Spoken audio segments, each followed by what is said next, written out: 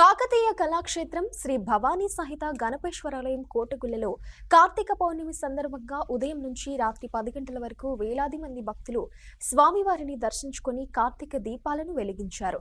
ఈ సందర్భంగా కోటగుళ్ల పరిరక్షణ కమిటీ ఆధ్వర్యంలో భక్తులకు ఎలాంటి ఇబ్బందులు లేకుండా సౌకర్యాలు ఏర్పాటు చేశారు. కార్తీక పౌర్ణమి సందర్భంగా కోటగుళ్లకు భక్తుల రాకతో పాటు వీఐపీలు కూడా స్వామివారిని దర్శించుకోవడానికి వచ్చారు.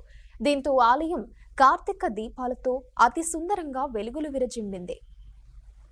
ఈ కార్తీక పౌర్ణమి సందర్భంగా మీ గుడికి రావడం జరిగింది. అనుకున్నట్టే లింగాల గన్పూర్ పోయింది, స్టేషన్ గన్పూర్ పోయింది, ఇప్పుడు కోటగుళ్ళ గన్పూర్ అయిపోయింది. మన ఊరు ములుగు గన్పూర్ అయితే ఎవరు అంటలేరు, స్ట్రైట్గా కోటగుళ్ళ గన్పూర్ అంటున్నారు. సో యాక్చువల్గా సీన్ చూడంగానే చాలా అమేజింగ్ ఉన్నది. అసలు ఒక్క దగ్గర లైట్ లేకుండా ఎంత అద్భుతంగా ఉన్నదంటే, ఈ డీపీ పిక్చర్ మార్నింగ్ పెట్టినప్పుడు చూస్తే చాలా మంది అడిగారు, ఇది ఎక్కడ రామప్ప అని అడిగారు. ఫస్ట్ రామప్ప కాదు, కోటగుళ్ళ గన్పూర్ అని అంటే మా స్టాఫ్ కానీ మా ఫ్యాకల్టీ కానీ చాలా మంది వచ్చిండ్రు. నమ్మలేదు, చూసినాక మాత్రం చాలా మంది ఆశ్చర్యపోయినరు.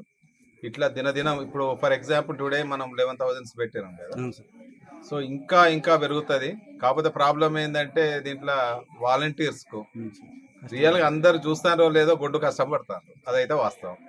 సో 100 మార్క్స్ ఏంటంటే వాలంటీర్స్ పరిరక్షణ సమితి సభ్యులకు చెప్తుంది. నిజంగా వాళ్ళందరికీ చేతులెత్తి నమస్కరిస్తానా, ఏమన్నా పని చేసిండ్రా, ఏమన్నా పెట్టిండ్రా. దీపాలు పెట్టుడు కాదు, తీసి కడుగుడు ముఖ్యము. అఫ్సల్ సినిమా అప్పుడు మొదలవుతుంది. సో ఈ సందర్భంగా వాలంటీర్గా ఈ వర్క్ నెత్తి మీద వేసుకొని గుడి మాది, ఈ ఊరు మాది అని చెప్పేసి దీనికి ఒక గుర్తింపు తెచ్చినందుకు మీ కోటగుళ్ళ పరిరక్షణ సమితి సభ్యులందరికీ మనస్ఫూర్తిగా అభినందనలు తెలియజేస్తున్నాను. గన్పూర్ ప్రజలకు కార్తీక పౌర్ణమి శుభాకాంక్షలు. ఈరోజు కోటగుళ్ళు దేవాలయంకు రావడం చాలా సంతోషం. నేను మన స్థానిక డిఎస్పి సంపతరావు సారు సందర్శించుకోవడం జరిగింది.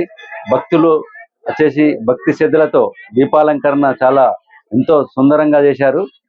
వాస్తవంగా కోటగుళ్ళ వైభవాన్ని, గత వైభవాన్ని మళ్ళీ పునరుద్ధరించినట్టుగా ఉన్నది.